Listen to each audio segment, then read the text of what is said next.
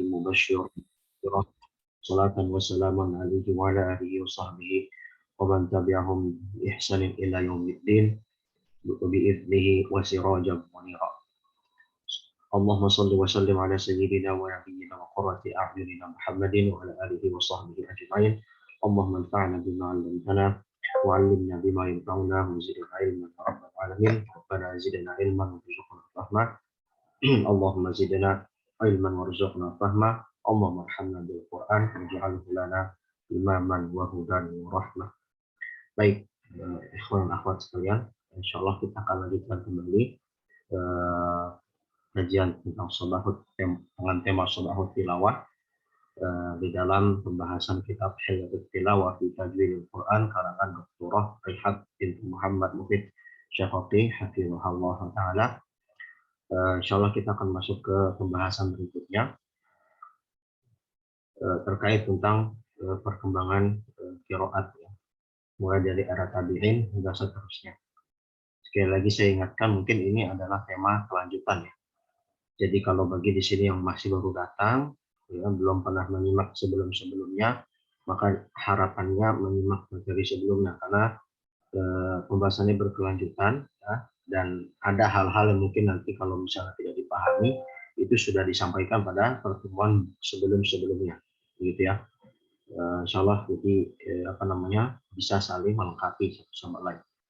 Nah, ini adalah kelanjutan dari pembahasan terkait transmisi Al-Quran secara lisan. Nah, jadi transmisi Al-Quran secara lisan yang bersumber dari Rasulullah SAW hingga pada zaman kita.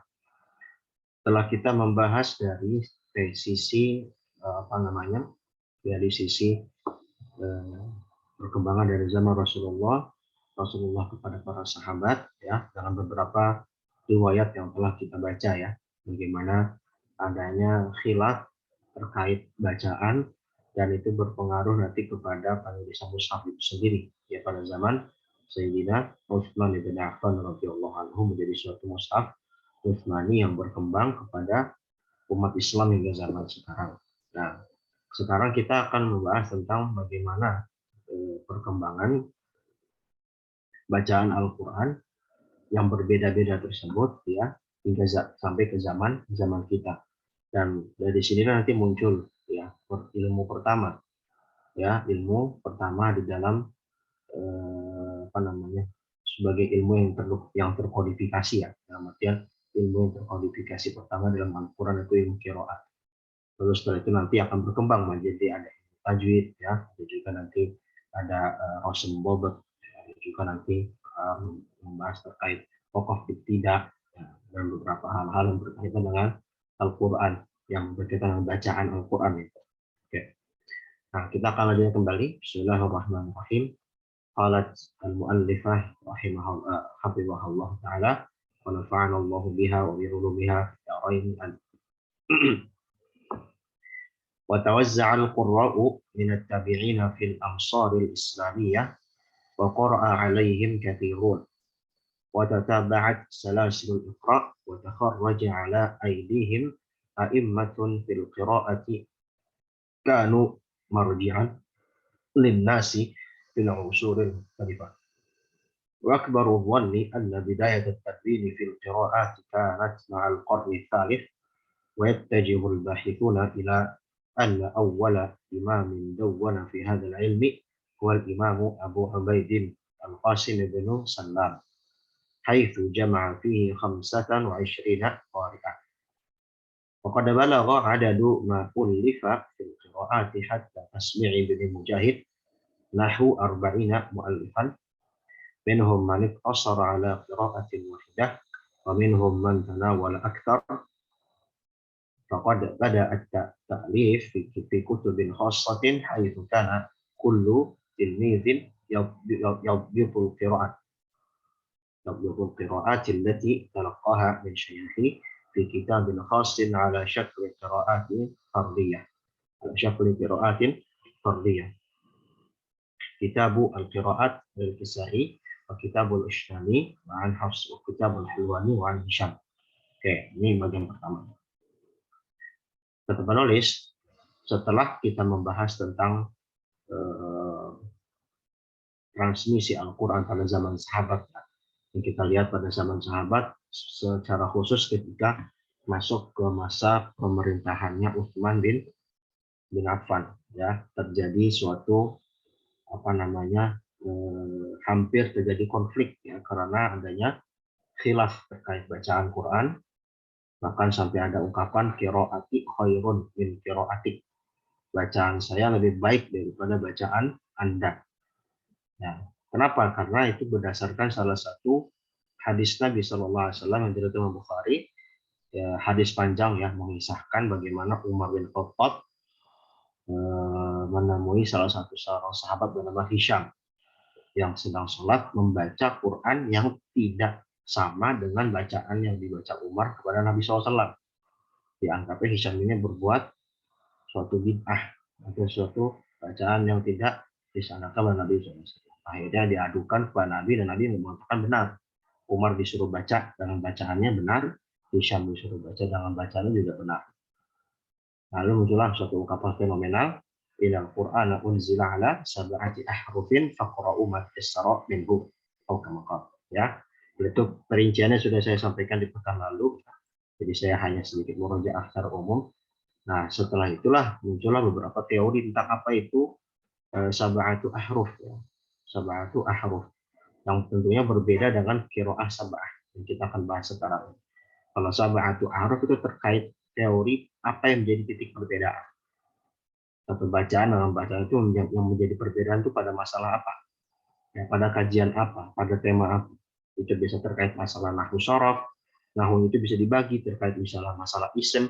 Kadang satu kata bisa dibaca jamak, bisa dibaca mufrad. Terkait lahjah, bisa terkait dialek. Kadang yang satu dibaca imalah, yang satu dibaca fathah.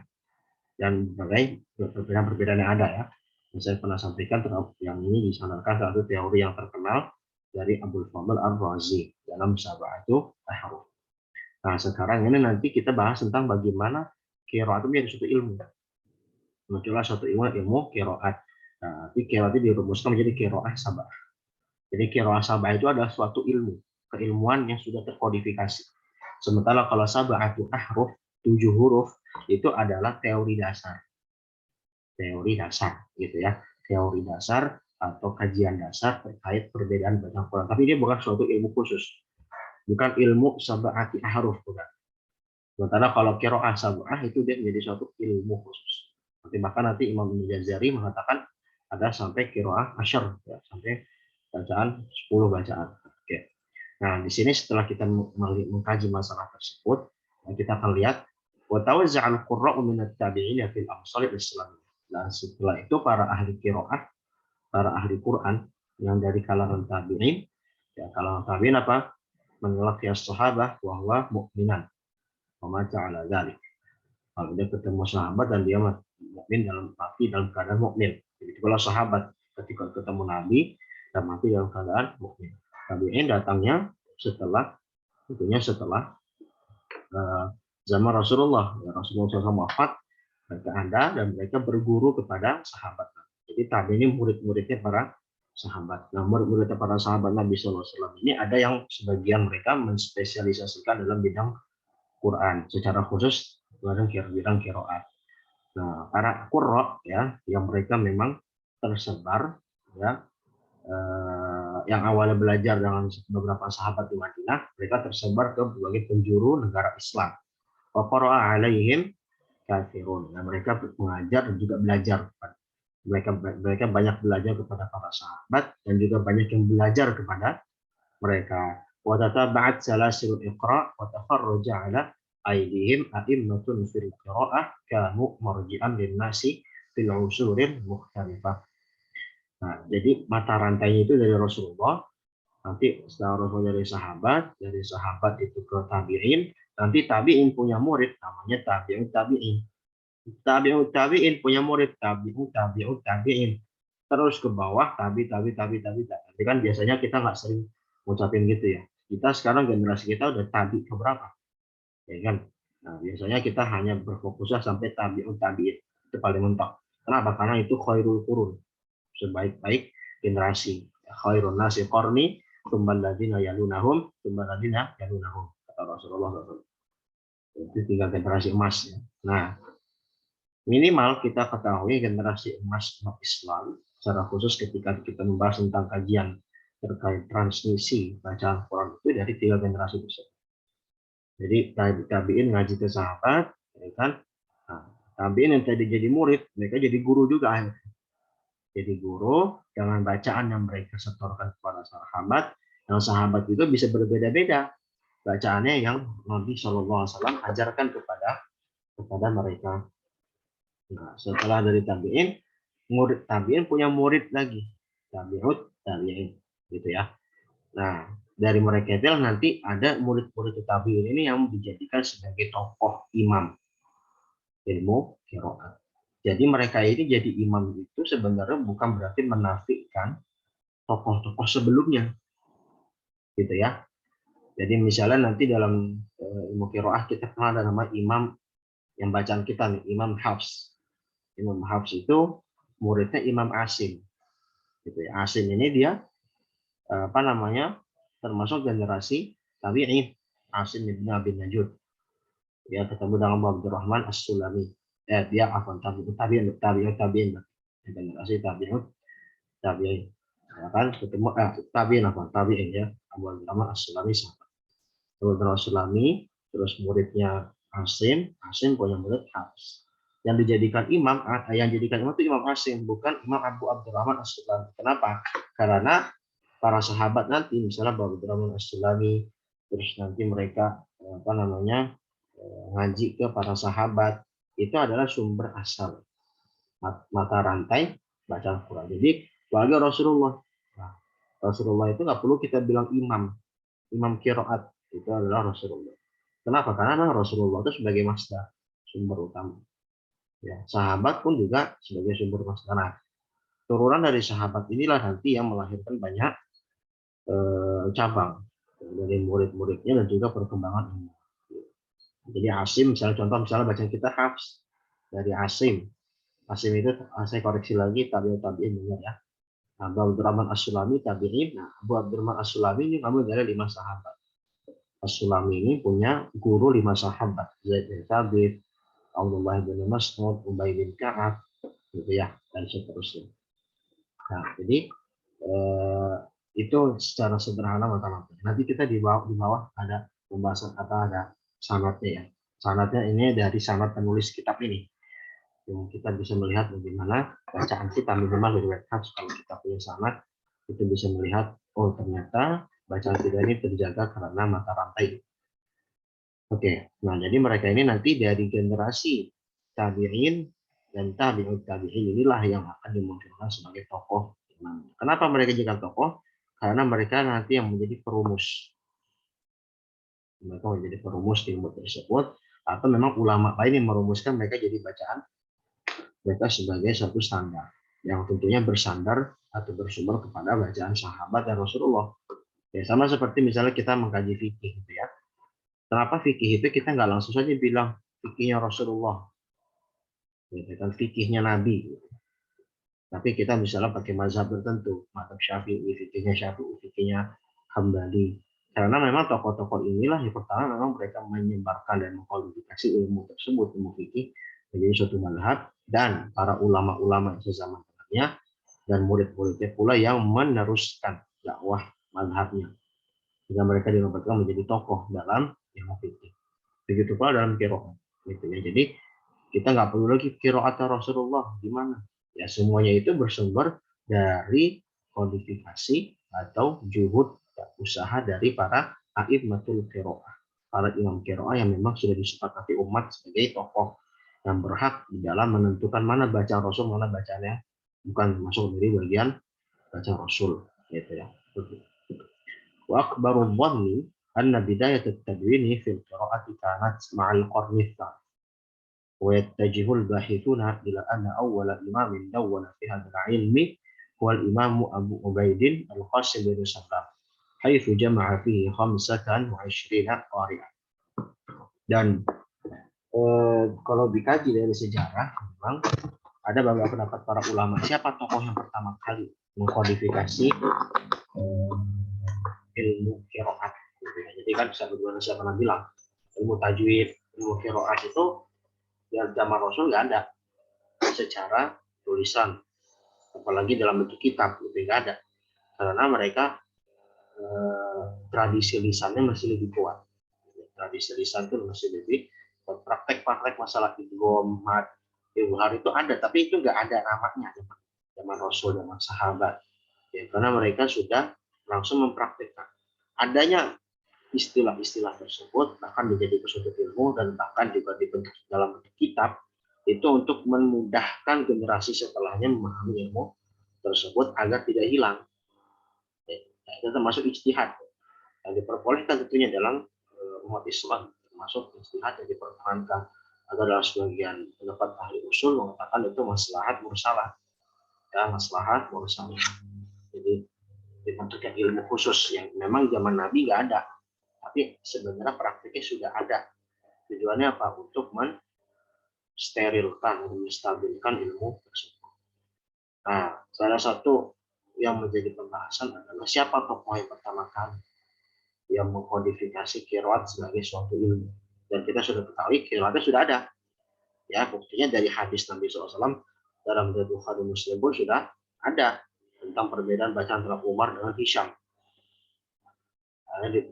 Disimpulkan, dikuatkan pendapat yang kuat, ya misalnya masih ubon, ya akbar ubon, pendapat yang dugaan yang paling kuat, jadi masih ada kemungkinan dugaan lain, ya, tapi secara umum banyak para ulama yang berpendapat hal ini. Adalah Imam Abu Ubaid Al-Qasim Ibnu Salam. Abu Ubaid Al-Qasim Ibnu Salam wafat tahun 224 Hijriah. Yatain wa arba'ah wa ishrina Hijriah, 224 Hijriah. Dan ini generasi masih generasi khairul qurun. Jadi kalau kita atau generasi salah. Jadi kalau kita mengatakan sampai kapan generasi salah, sampai generasi tabi'un tabi'in. Kurang lebih sampai zaman Imam Ahmad. Kalau dalam ilmu fikih. Ya, jadi itu sebaik-baik kurun. Ya. Jadi kalau kita mengikuti salah, ya kita ngikutin generasi yang memang hidup pada zaman ini. Al-Qasim Ibnu Salam wafatnya 224 Hijriah. Berarti kan hidupnya ada tahun 100-an atau 100-an atau 100-an sebelum 200 di usia. Ya. Beliaulah ini yang pertama kali mengkodifikasi. Ya, kenapa? Karena beliau mengumpulkan khamsatan wa ishrina qari. Dia mengumpulkan 25 qari. Jadi beliau mengumpulkan. Jadi setelah dari tabi'in punya banyak murid, ya kan? Nah, tentunya murid-murid tabi'in ini ada yang amanah, ada yang kurang amanah. Gitu ya. Ada yang amanah, ada yang kurang amanah. Sehingga terkadang mereka ada bacaan yang satu seperti ini. Kadang ada yang memang riwayatnya ada, kadang juga yang memang nggak ada riwayat. Atau ada riwayatnya, tapi itu syai, lemah, ganjil. Nah, itu nanti dalam pembahasan ilmu qiraat akan lebih khusus dibahas. Kalau asyaddah. Ya, ala kulli hal, untuk memfilter bacaan yang banyak tersebar, gitu ya, banyak perbedaan yang tersebar, maka Abu Ubaid Al-Qasim Ibnu Salam ini berijtihad. Coba dikumpulin siapa saja qori yang memang bacaannya sahih, mutawatir, bersambung sampai Nabi Shallallahu Alaihi Wasallam. Singkatnya beliau kumpulkan 25 qori. Nah, dari beliau ini beliau mengkodifikasi menjadi suatu ilmu qiraat, gitu ya. Nah, jadi ilmu qiraat tentunya dalam hal ini beliau belum bikin kitab, tapi beliau sudah merumuskan siapa imamnya, siapa yang mesti diikuti, ya, qori siapa yang berhak diikuti. Jadi nggak sembarangan. Jadi orang itu ketika terjadi perbedaan, selama dia memang distandarkan dalam standar tertentu, maka akan lebih nyaman, gitu ya. Karena untuk mencegah terjadinya apa? Distorsi, ya, atau penyelewengan bacaan Quran. Faqad balagha adadu ma ullifa fil qiraati hatta tasbi'i bani mujahidin nahwu arba'ina mu'allifan. Nah, setelah itu ada juga generasi yang datang setelah Al-Qasim bin Salam Ibnu Mujahid. Di sini Ibnu Mujahid juga terkenal juga dalam ilmu qiraat. Beliau ini juga merumuskan kembali. Benar gak rumusannya Al-Qasim Ibnu Salam 25 qari saja. Ternyata Ibnu Mujahid ini mengumpulkan ada 40 apa namanya? Beliau mengumpulkan 7 ya. 7 imam. Jadi justru dikurangi ya dari 40 kitab. Dari 40 kitab. Minhum man iqtasara ala qira'atin wahidah wa minhum man tanawala aktsar. فقد بدأ التأليف في كتب خاصة حيث كان كل تلميذ يأخذ القراءات التي تلقاها من شيخه في كتاب خاص على شكل قراءات فردية مثل قراءات الكسائي وكتاب الرشداني عن حفص وكتاب الحلواني عن هشام. Jadi Ibnu Mujahid inilah yang pertama kali merumuskan bacaan jadi 7 saja. Imamnya ternyata ada 25 menurut Al-Qasim Salam, ternyata Ibnu Mujahid ketika meneliti kembali hanya 7 yang memang didapatkan dari bacaan satu persatu imam atau tokoh tabi'in yang memang dijadikan rujukan dalam bacaan Quran.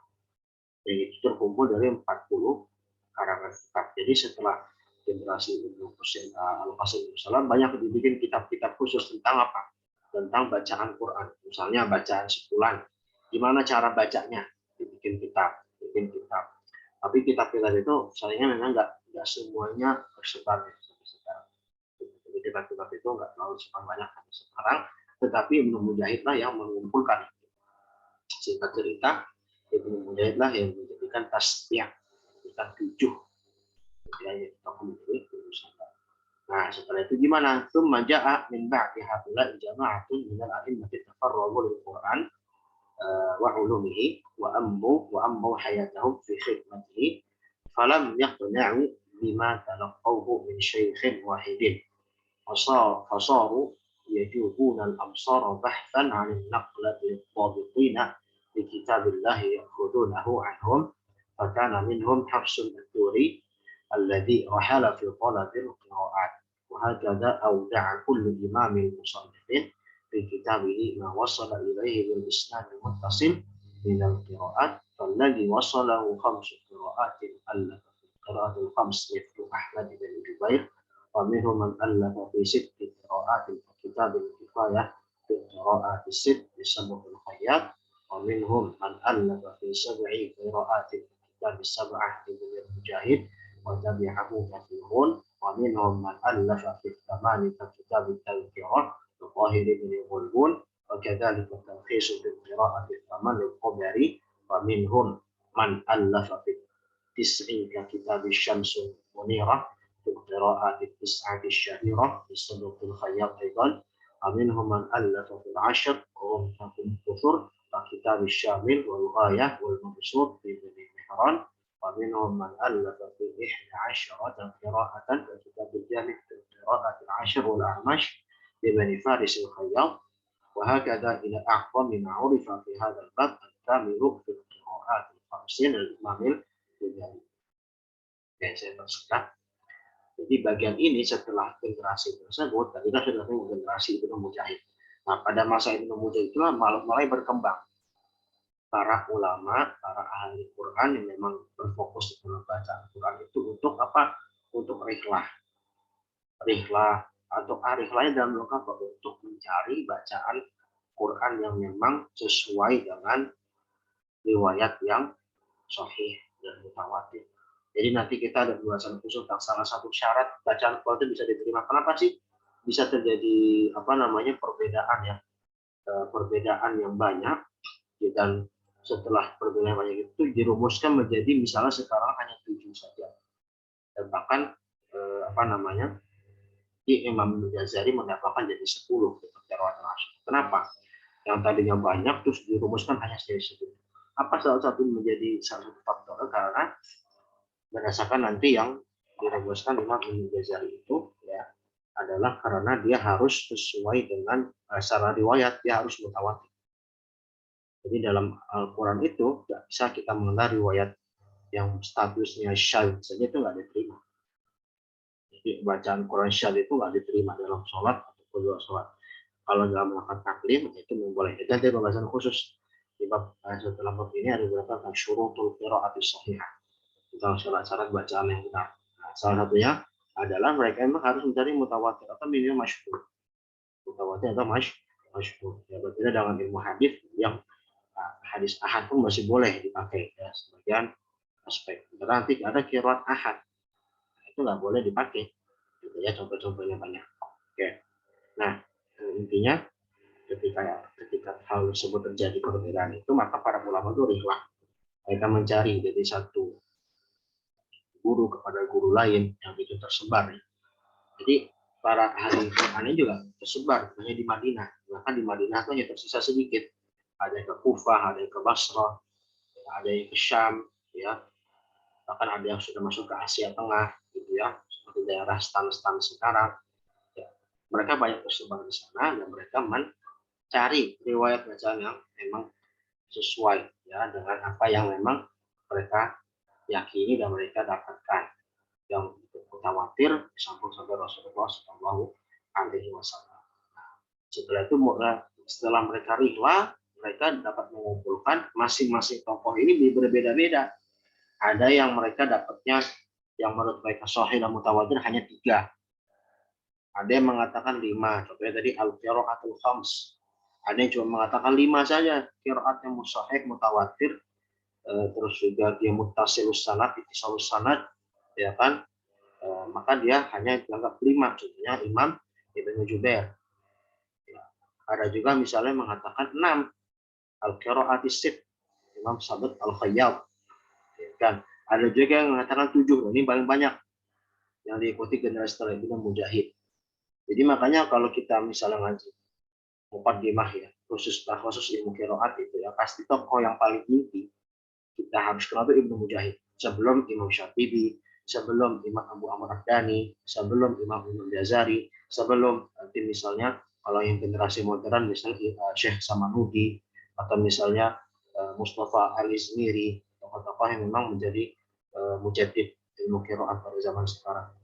Nah, pasti Imam Mujahid dulu. Kenapa? Karena yang pertama kali merumuskan 7 itu sebenarnya bukan Imam Syatibi.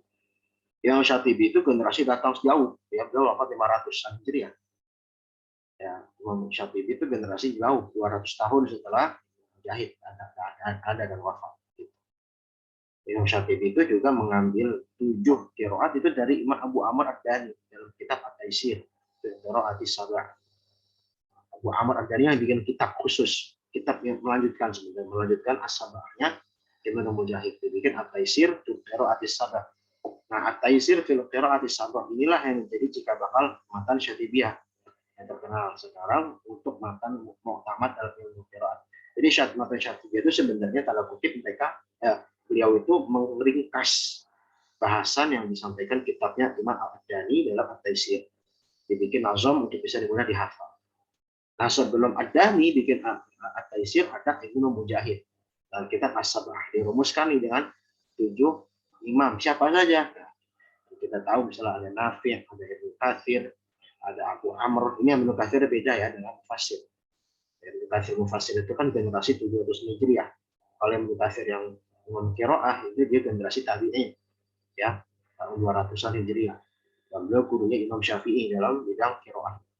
Jadi beda. Abu Amr, ada Ibnu Amir, ada Asim, ada Hamzah, ada Al-Kisai. 7 itu. Nah, jadi Alhamdulillah yang paling banyak. Ada juga yang mengatakan 8 At-Tadhkirah, Ibnu Golbun. Ada juga yang mengatakan 8 juga At-Tabari. Ini saya lupa, Tabarinya apakah mufassir atau bukan ya. Sepertinya bukan ya, Tabari, karena dia 400 Hijriah. Beda orang ya. Karena kalau Tabari mufassir, seingat saya di atasnya itu. Ya. Oke, berikutnya misalnya ada juga mengatakan 9 dan 10. Nah, 10 pun juga ini nanti menjadi cikal bakal juga yang dirumuskan oleh Imam Ibnu Jazari, jadi Al-Qiraatil Asyar. Nah, gitu. Oke. Nah, waqad yufradu ahadul a'immatil musannifina qari'an bi'ainihi bit-ta'wil wa yatawassa'u fi dzikri turuqihi wa asanidihi limayyizahu an ghairihi wa qad yakunu dafi'u talab ahadit talamid min syaikhihi wa yujibuhum lima talabu kama afradani qira'ata Ya'qub. Asalnya karangan-karangan mereka ini menghimpun semua qiraat. Jadi ketika misalnya mereka sudah dapat riwayat siapa saja imam-imam yang berhak dijadikan imam qiraat, dan bacaan mereka ini bisa kita jadikan standar. Sudah tentukan, ada yang mengatakan 6, ada yang mengatakan 7. Yang asal tadi kalau kita asal paling pertama tadi, yang tokoh pertama Abu Ubaid Al-Qasim bin Salam mengatakan 25, itu di ringkas lagi, itu 25 itu kebanyakan. Gitu kan. 25 itu kebanyakan. Nah, dibikinlah 7, 6, 10 gitu kan. Nah, ternyata ada sebagian para murid-muridnya, para tokoh-tokoh tadi ini minta kepada gurunya dibuat ifrad, dibuat apa? Ifrad itu artinya dibuat permandiri. Jadi misalnya Imam Nafi', salah satu tokoh yang dijadikan rujukan bukan Nafi'. Nafi' muridnya minta Syekh tolong buatkan dong biar kita mudah nih satu bacaan Imam Nafi' secara khusus, kitab khusus Nafi', dibuatlah kitab itu. Nah begitu bisa ada nih muridnya meminta dibuatkan bacaan qiraat Yakub sih.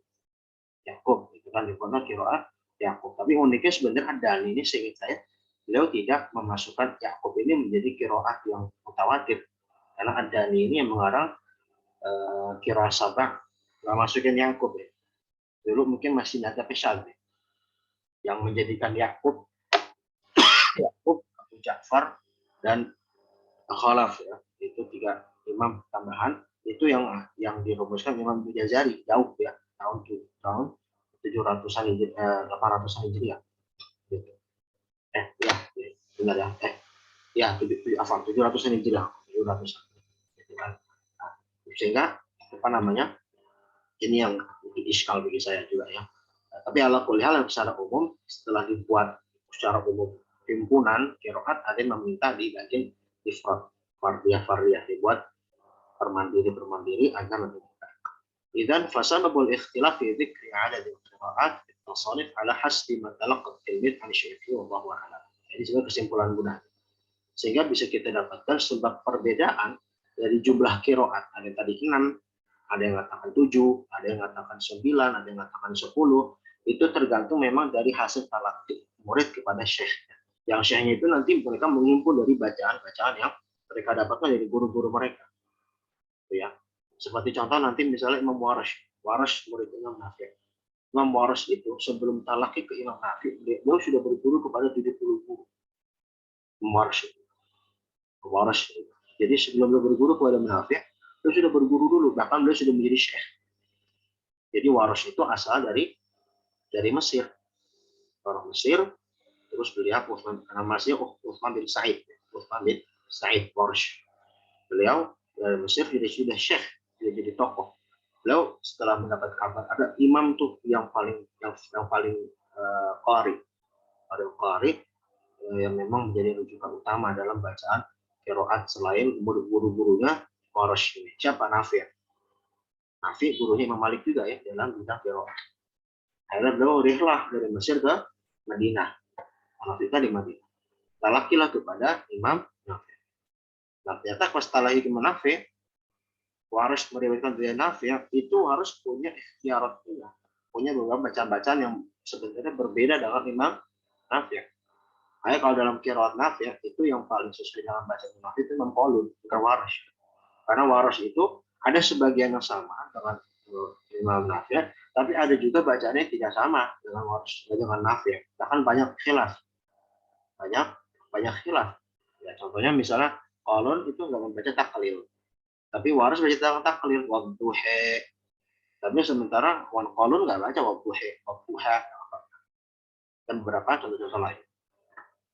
Jadi apa namanya seperti itu. Ya, jadi hasil talaqi dari berbagai hasil talaqi seorang murid kepada gurunya sehingga jadi khilaf karena masing-masing guru itu punya beberapa pilihan-pilihan. Nah, dirumuskan oleh beberapa imam Mujahid dan satunya merumuskan siapa imam paling berhak dijadikan tokoh yang memang kita bisa anggap sebagai rujukan dalam ilmu qiraat, yaitu 7 imam itu. Ya, sebagaimana kayak fikih aja, jadi perbandingan budaya fikih ya. Oke. Kenapa bisa kita mengenalnya hanya Abu Hanifah, Malik, Syafi'i, Ahmad. Sementara ada juga tokoh lain, bahkan ada Imam Al-Laits bin Sa'ad di Mesir, lebih alim, lebih faqih daripada Imam Syafi'i. Kenapa? Karena beliau murid-muridnya nggak mengembangkan keilmuan Al-Laits bin Sa'ad. Ada juga Sufyan bin Uyainah, Ya ada juga misalnya apa namanya masuk zahiri berkembang tapi tidak terlalu tersebar, tidak terlalu eksis sampai sekarang. Imam Daud al-Zahiri.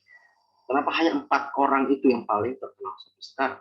Karena faktor apa? Faktor penelitian para ulama dan juga perkembangan murid-murid mereka yang memang menjaga madhab itu. Begitu kan qiraat. Ya.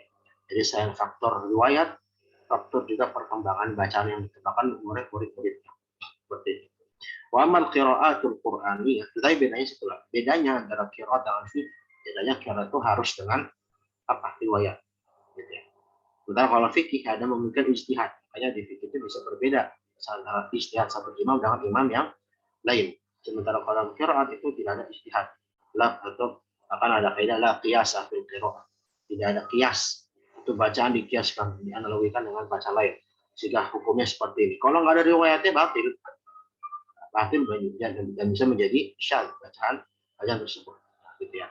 Wa ammal qiraatul Qur'aniyah allati sahhat asaniduha wa yaqra'u biha al-yawm wa qad wasalat mutawatirah bihamdillahi ta'ala mahsuratun fi thalathati kutub la ghair.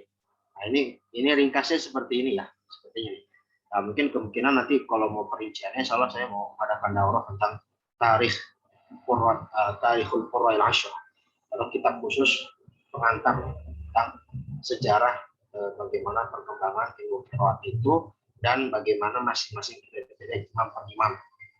Salah mungkin di tengah tahun Agustus besok itu juga pesan bisa mengadakan daurah. Nah itu ada mungkin saya akan bahas kitab karangan Syekh Abdul Fattah Al-Qabi, tidak salah ya, tentang tarikh Qurra al-Ashr. Di situ lebih rinci. Nah ini hanya pengantar saja dan hanya umum secara global. Nah di sini disampaikan setelah tadi ada prosesi periwayat dan transmisi yang terjadi, yang ini sekarang sudah masuk ke masa kodifikasi tadwin dalam bentuk buku ya, dalam bentuk suatu ilmu yang sudah baku ya.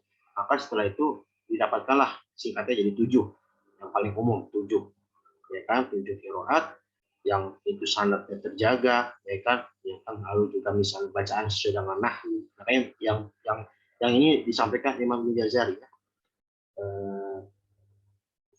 Maka gimana? Maka nali rasnih ihtimalan yahwi wa sahha isnadan wal Qur'anu fa hadhihi thalathatul arkan.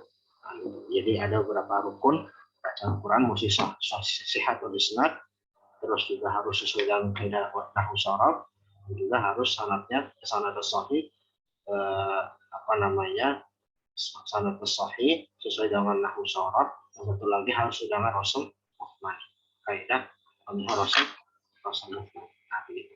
Nah, beberapa riwayat yang sudah disampaikan termasuk para imamnya itu disampaikan di dalam beberapa kitab yang jadi rujukan standar sekarang. Jadi kitab-kitab tadi itu sebenarnya ada, ya misalnya Al-Jami', kalau misalnya tadi ada Talkhisul Ibarat, ada Talkhis fil Taman, ada juga termasuk At-Taisir, ya. Dan itu masih ada kitabnya sekarang, tapi nggak jadi rujukan muktamad karena kitab-kitab itu masih dalam tahap awal penulisan, belum menghimpun menjadi suatu ketetapan yang pasti. Ya, artinya masih ada banyak khilaf. Nah, dipastikan dan dirumuskan menjadi suatu hal yang baku dalam suatu kitab yang namanya Hirzul Amani wa Wajhud Dahani.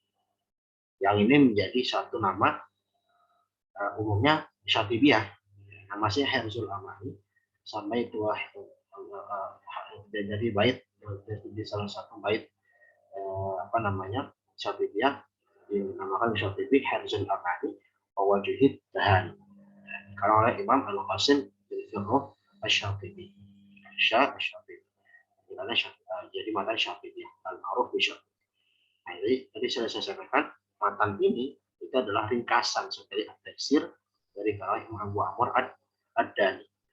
Yang di zaman ad-Dani itu menyebutkan 7 imam, masing-masing imam punya 2 rawi.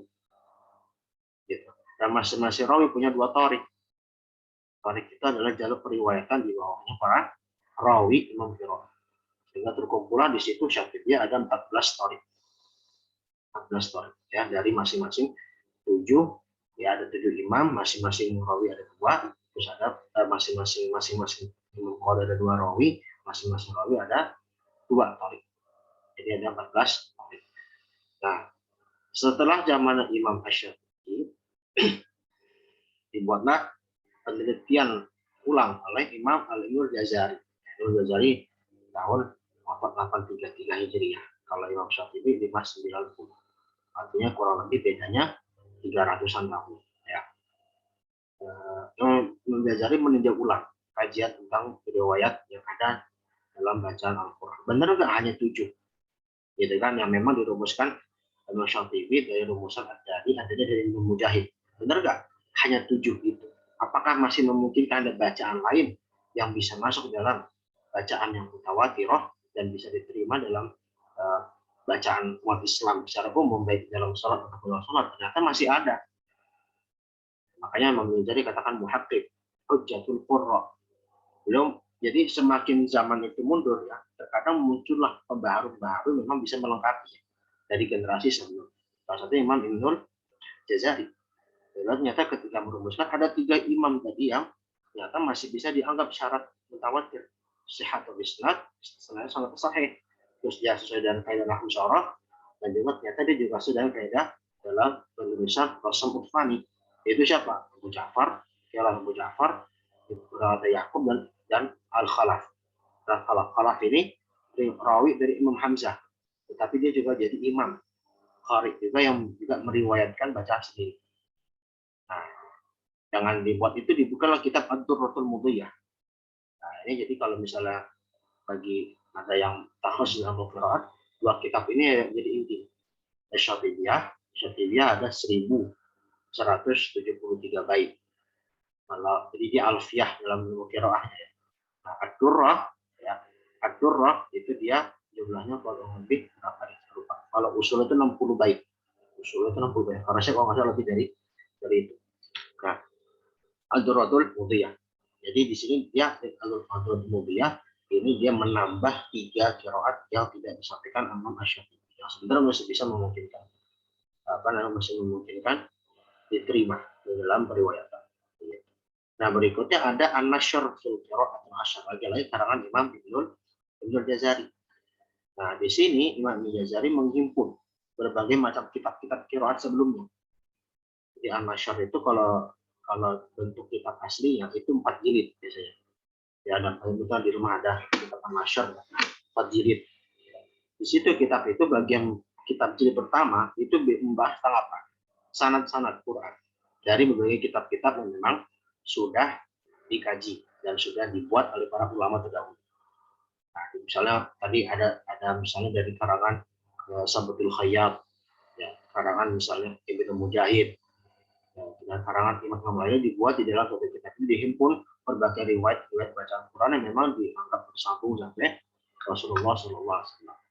Dan Imam Al-Jazari sabiq dzikri wa qad ta'amada fi ta'lifi ala 67 kitaban min kutubi hadzal fan qara'aha ala syuyukhihi wa qara'a al-Qur'ana bi dhammaniha thumma qama rahimahullah bi amaliyati qarbalatin lima qara' wa qama bi istib'adi fawqa al-'ashr bi 'adami tawaffur syurut qabul qira'at sahihah wa amma al-'ashr fastab'ada minha kullu tariqin fiha mat'an aw lam tathaqqaq fihi al-luqya baina asy-syaykh wa al-tilmidh أو روي بطريق الإجازة دون القراءة والمشافهة فتجمع لديه رحمه الله قريبا من 1000 طريق عن القراء العشرة أودعها في كتابه العظيم النشر ثم قام بنظم القراءات العشر من تلك الطرق الألف في منظومة ألفيته في منظومة ألفيته سماها طيبة النشر في القراءة العشر.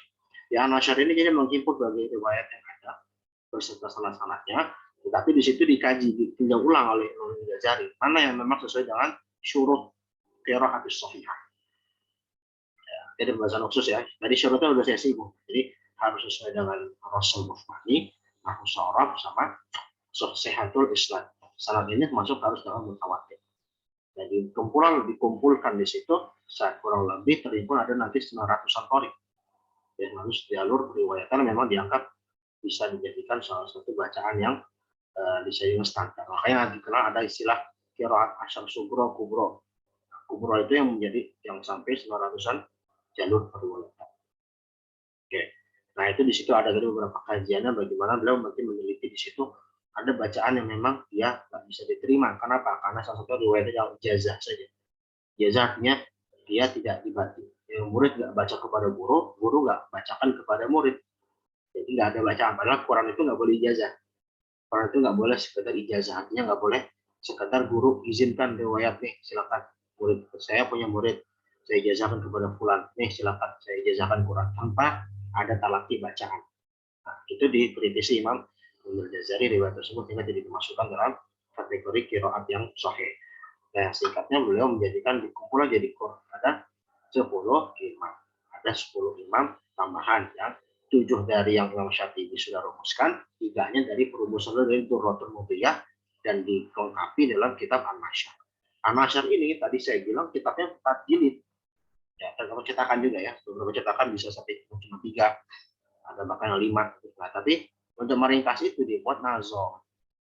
Makanya kebiasaan para ulama kita meringkas ilmu itu dengan apa? Dengan nazom. Apa nazomnya? Thayyibatun nasyr fil qiraatil asyris juga 1000-an bait gitu ya.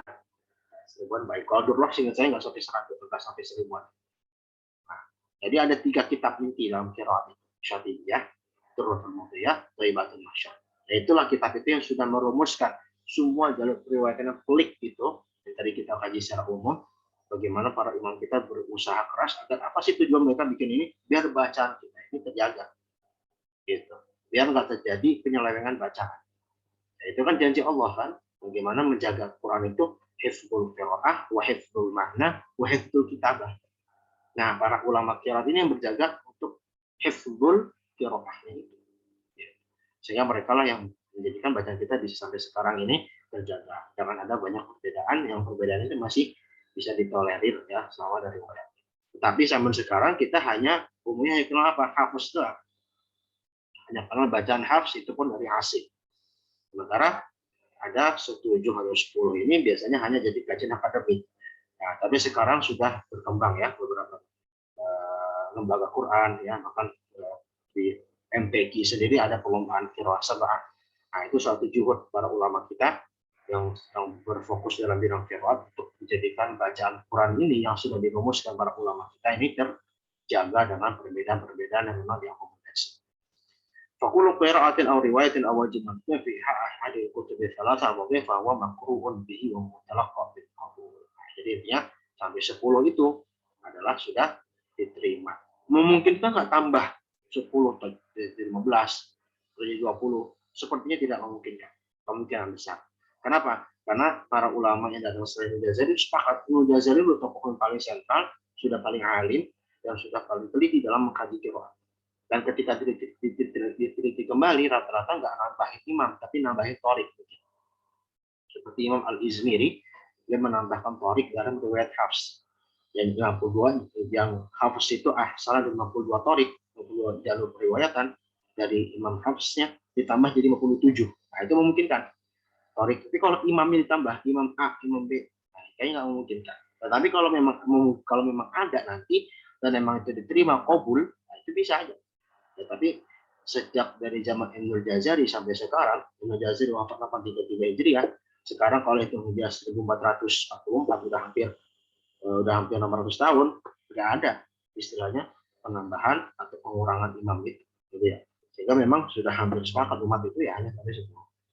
وقد امتن الله تعالى على أمة الإسلامية بشيخ المقرئ الدكتور أيمن رشدي سويد حفظه الله تعالى حيث أنه تلقى هذه القراءة القرآنية بأعلى أساليب فيما نعلم عن مشايخ الإقراء في العالم الإسلامي. وكان تلقى القرآن العظيم صوتيا ونقله إلينا بأعلى درجات التوفيق. Di sini ada sedikit keterangan dari penulisnya Dr. Rihab yang merupakan istri Syekh Aiman. Sehingga mengatakan sesuatu nikmat bagi umat Islam zaman sekarang apa?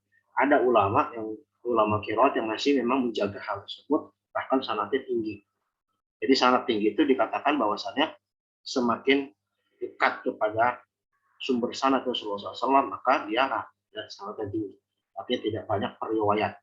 Dan salah satunya adalah Syekh Aiman Rusdi Suwaid. Suami beliau sendiri memang dikaruniai talaki yang lama dan guru-guru yang kompeten, sehingga beliau menjadi seorang alim fil qiraah wa fil Qur'anil Karim. وهو ما يعرف بالإجازة فعلنا أن نرفع رؤوسنا عاليا wa naftakhir bi kitabi rabbina alladhi hafidhahu Allahu lana wa nas'aluhu ta'ala an yudima 'alaina hadhihi ni'matan 'azimah wa an yulijina alsinatana bi tilawatil Qur'anil 'azim 'ala an-nahwi alladhi yurdi wa an yaj'alana min ahli khassatihi innahu samii'un mujib walhamdulillahi rabbil 'alamin. Jadi keterangan penutup ayat. Jadi intinya itu salah satu nikmat yang Allah berikan kepada kita ya. Jadi kita bersyukur dengan juhud para ulama-ulama kita ya, itu menjaga bacaan kita sampai sedetail itu. Sehingga kita umat Islam yang datang jauh belakangan nih, tahun 2000-an ini Masehi atau 1400-an Hijriah ini, kita nggak pusing lagi. Artinya kita sudah menerima jadinya. Orang yang menekuni ilmu qiraat sekarang itu juga sebenarnya hanya tinggal menerima jadi. Yang sulit itu kan mengkaji teori-teorinya, untuk mengkaji untuk merumuskan rumus-rumusannya. Tapi udah ada itu semua. Sementara pada zaman dulu mereka berusaha payah untuk menyusun rumusnya, menyusun teorinya, sehingga bacaan itu benar-benar terjaga. Nah, kesimpulannya apa? Sebenarnya ini kesimpulan akhir. Jadi bagaimana transmisi Quran secara secara suara, secara lisan itu dari 3 aspek. Jadi dari nazala Jibril alaihissalam kepada Nabi Muhammad SAW, dari Jibril kepada Muhammad SAW, ya, lalu dari Nabi SAW kepada para sahabat punya murid adalah tabi'in. Nah, dari tabi'in inilah ya, mereka ini punya banyak murid, punya banyak jalan periwayatan juga, dan dari berbagai murid-murid mereka itu ada yang menjadikan bacaan Quran sebagai suatu ilmu khusus agar dimudahkan dipahami di generasi setelahnya. Oke, hanya menutup. Ini gambaran sanad Quran ya. Jadi ini sanad dari penulis ini, yaitu Syekh Rihab. Jadi Syekh Rihab ini, ya saya bilang istrinya Syekh Aiman. Jadi kalau melihat sanad itu dari bawah. Jadi misalnya di sini Al-Faqir al-Allah Rihab al-Syaqaqi. Beliau ambil baca dari suaminya Syekh Aiman, terus di Suwaid dari Syekh Aiman, punya guru Syekh Abdul Aziz As-Sud. Nah, ini dulu qari Mesir yang memang menjadi tokoh sentral dalam ilmu qiraat. As-Sud mengambil dari Muhammad Ar-Rifai, dari Ahmad bin Muhammad Ar-Rifai, dari Ahmad bin Ramadan Al-Marzuqi. Ahmad Marzuqi ini pengarang kitab Aqidatul Awam ya, kitab akidah Asy'ariyah. Syekh Marzuqi ini juga mukri sekaligus ahli akidah juga. Nah, dari sinilah jalur sanad itu sampai ke Rasulullah. Jadi sanad itu nggak dihitung ya Rasul. Jadi sanad itu hitungan satu itu dari sahabat. Misalnya untuk bacaan Hafs ini, karena bacaan ini untuk Hafs. Kenapa? Karena Hafs ini bacaan yang mendunia sekarang. Jadi bacaan Hafs itu yang tertinggi itu sekarang adalah yang diperantarai 28 generasi. Ya, misalnya Syekh Aiman ini beliau ya adalah generasi ke-28 dari hitungan jalur sanad bacaan Hafs. Di bawahnya jadi 29. Saya pribadi ke-31, agak turun sedikit ya. Saya jadi sanadnya hampir sama, cuma perbedaannya dari sini nanti saya jalur Mesir. Kalau ini jalurnya ulama-ulama Syam gitu ya.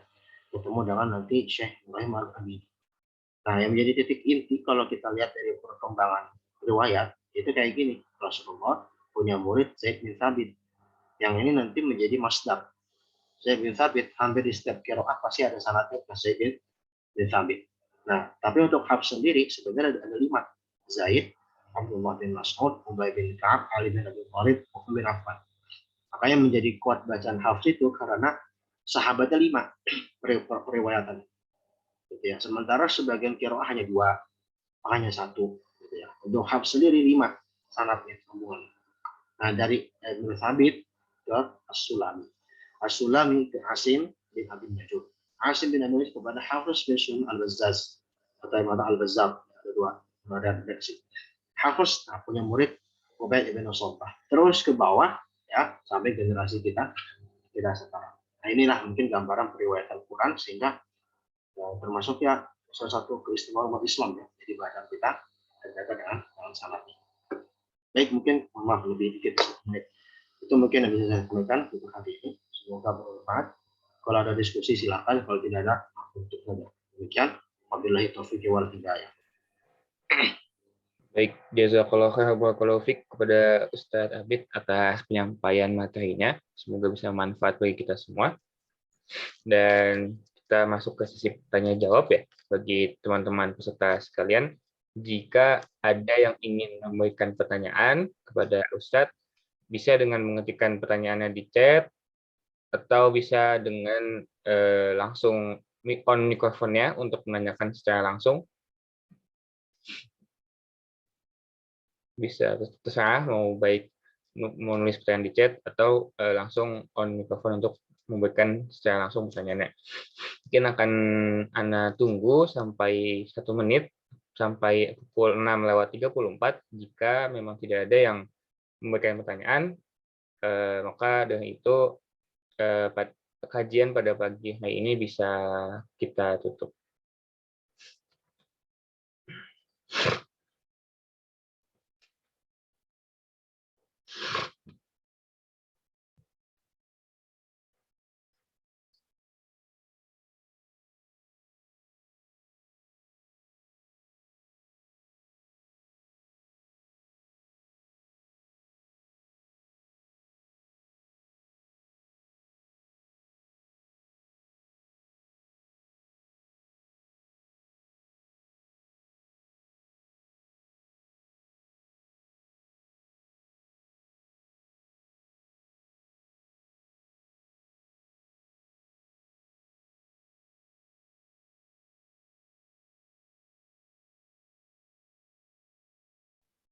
Baik, juga karena sudah jam segini, mungkin untuk pertanyaannya akan Anda izinkan untuk 1 orang saja. Maka, dan alhamdulillah sudah ada yang bertanya, Ustadz dari Ummu Huzaifi, dan mungkin ini juga jadi sekalian jadi pertanyaan terakhir pada kajian kita. Ummu Huzaifi bertanya, Bismillah, afwan Ustadz, izin bertanya, apakah perbedaan qiraah itu dari sisi lafaz pengucapannya saja, atau dari penulisan Al-Qur'annya juga? Baik, ya. Kalau qiraat jelas pada bacaan saja. Jadi kalau untuk tulisan itu nanti di kajian ilmu rosam membawa itu secara penulisan. Penulisan itu bisa berbeda karena adanya perbedaan bacaan. Jadi kalau misalnya contoh sederhana ya, di surat Al-Fatihah ayat 3, Maliki Yaumiddin. Maliki Yaumiddin. Ayat 4 ya, Afan. Karena bismillah yang pertama ya. Ayat 4, Maliki Yaumiddin. Itu penulisannya semua mushaf itu rata-rata pasti Maliki Yaumiddin itu mim tanpa alif. Tetapi ada harokat tegak yang menunjukkan 2 harokat. Kenapa? Karena penulisan itu menyesuaikan dengan qiraat yang berbeda. Ya, Imam Asim dan Imam Al-Kisai baca dengan Maliki Yaum dengan isbatul alif. Ya, membaca dengan Malik gitu ya. Sementara untuk bacaan lain Al-Baqun, bacaan jumhur qiraat itu baca dengan Maliki Yaum itu nil alif tanpa alif. Jadi penulisan itu bagaimana mengakomodasinya? Maka diakomodasinya karena jumhur nggak baca dengan Malik, maka tidak ditulis dengan alif. Terus gimana mengakomodasi yang membaca dengan alif Malik untuk Asim dan Al-Kisai? Maka dia dah cukup diberikan harokat ketika itu dengan harokat. Begitu ya. Begitu pula contoh misalnya termasuk tema tugas akhir saya satu kemarin tentang fatabayyanu fatasabbatu. Itu bentuknya sama. Dulu kan zaman dulu fa ta ba itu nggak ada titiknya. Terus gimana cara mengakomodasinya? Karena sama-sama bentuknya, secara qiraatnya sama-sama. Kalau di dalam tulisan itu bisa sama, bentuknya sama. Fa ta ba fa. Ada fata tabatu, ada fata bayyanu. Bentuknya sama kalau dalam tulisan. Nah, tapi dalam qiraat berbeda. Gitu ya. Nah, sehingga perbedaan tulisan itu diakomodasi dalam ilmu rosem yang sebenarnya tidak. Nanti dia rosem itu justru menyesuaikan dari perbedaan bacaan, begitu ya. Karena ilmu rosem datangnya setelah qiraat, ya. Yang salah satu ulama yang menginisiasi pula, contohnya Imam Ad-Dani pula, gitu ya. Ilmu Ad-Dani juga, gitu ya. Mungkin itu yang bisa saya jawab. Allahu a'lam bishawab. Jazakallahu khairan Ustadz. Mungkin bisa memberi penjelasan ya buat Ummu Huzaifi. Dan maka dari itu kita akhiri sesi tanya jawab pada pagi hari ini. Ana ucapkan jazakumullahu khairan kepada semua peserta, termasuk kepada Ustadz. Dan mungkin mohon maaf apabila dari Ana sendiri ada kesalahan. Mari kita tutup dengan doa kafaratul majelis ya semuanya. Subhanakallahumma wa bihamdika asyhadu an la ilaha illa anta astaghfiruka wa atubu ilaik. Sampai berjumpa pada kajian berikutnya. Wassalamualaikum warahmatullahi wabarakatuh. Waalaikumsalam warahmatullahi wabarakatuh.